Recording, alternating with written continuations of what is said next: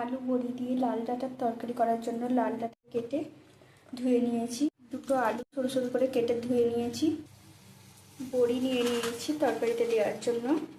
Gas জ্বালিয়ে নিয়েছি। এবার কড়া গরম হয়ে গেলে দিয়ে দেবো। কড়ার তেল গরম হয়ে গেছে। এবার দিয়ে দিচ্ছি বড়ি। বড়িগুলোকে নাড়াচাড়া করে লাল লাল করে ভেজে নেব।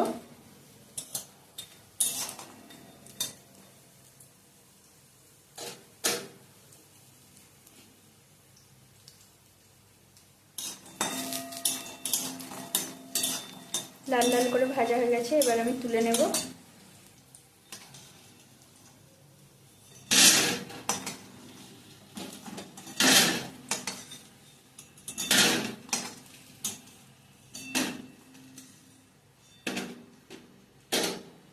এবার কড়ার মধ্যে দিয়ে দিচ্ছি পেঁয়াজ কুচনো। পেঁয়াজ নাড়াচাড়া করে লাল লাল করে ভেজে তুলে নিচ্ছি। তেলের মধ্যে দিয়ে দেব 5 ফোড়ন, শুকনো লঙ্কা, একটা তেজপাতা।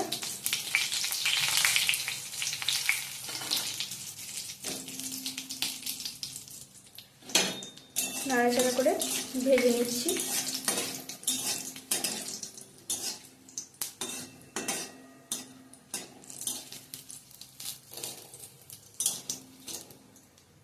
ভাজা হয়ে গেছে। এরপর দিয়ে দেব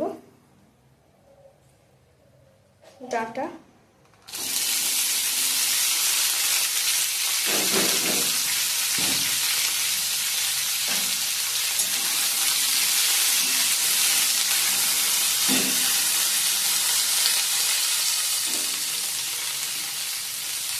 এর উপর দিয়ে দেবো কুচিয়ে রাখা আলু।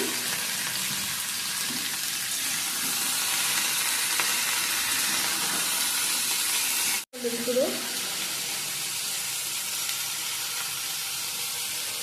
দিয়ে দেবো, নুন,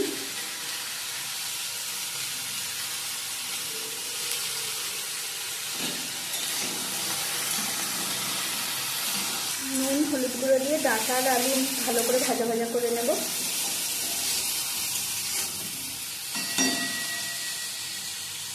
মশলার জন্য দিয়ে দিচ্ছি আদা কুচনো আর অল্প পরিমাণে সর্ষে। এটাকে জল দিয়ে বেটে নেব। আলু আর ডাঁটা নাড়াচাড়া করে ভালো করে ভাজা করে নিয়েছি। এর উপর দিয়ে দেবো আদা আর সর্ষে বাটা।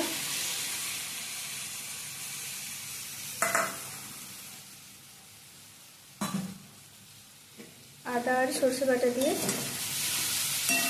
আবারও একবার এটাকে ভালো করে নাড়াচাড়া করে নেব।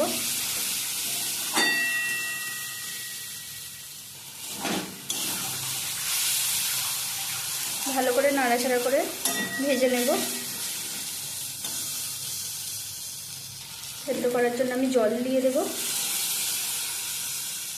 এটাকে একটু ফুটতে দেব।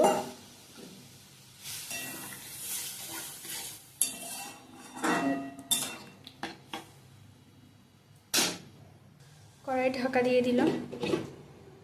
2 মিনিট পর এটা খুলে দেখব।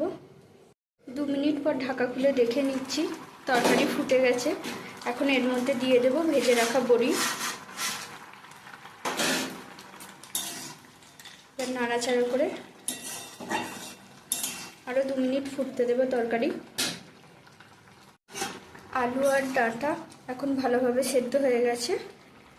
এই দেখুন, আমি দেখিয়ে দিচ্ছি।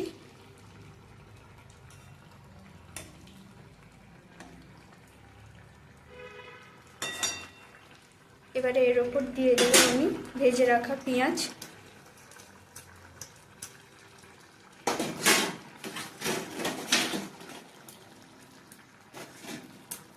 আর ওপর দিয়ে ছড়িয়ে দেবো জিরে গুঁড়ো।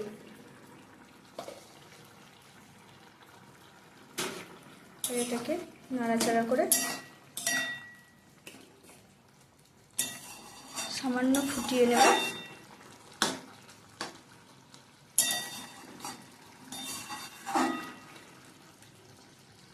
তরকারি ভালোভাবে ফুটে গেছে আর খুব সুন্দর একটা স্মেল আসছে।